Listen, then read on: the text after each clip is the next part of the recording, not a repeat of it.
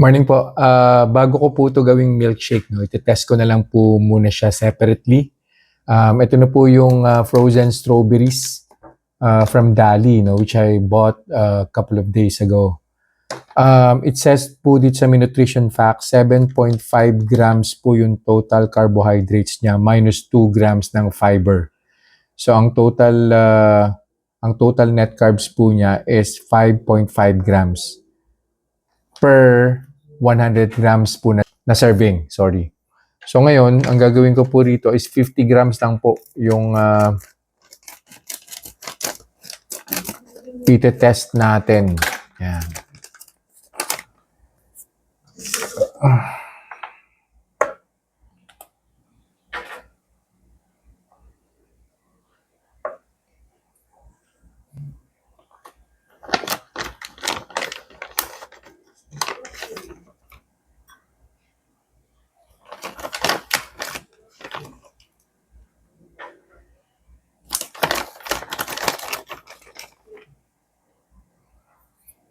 So yan. Lumalabas po na yung 50 grams po niya is only 5 pieces yan.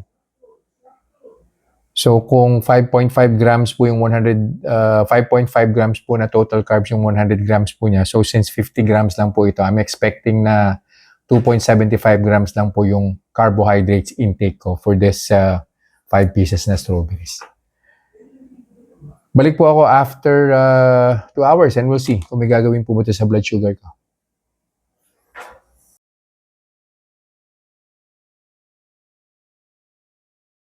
Conclusion na po tayo dun sa tinry kong frozen strawberries 2 hours ago. So nag-start po yung blood sugar ko 110. By the way, RBS po yan. First hour, umakyat po siya, nag-117. Pero prior to 117, nag-119 pa po siya. Yung 119, yan na rin po yung peak. And then on the second hour, bumalik naman po siya sa baseline na 110.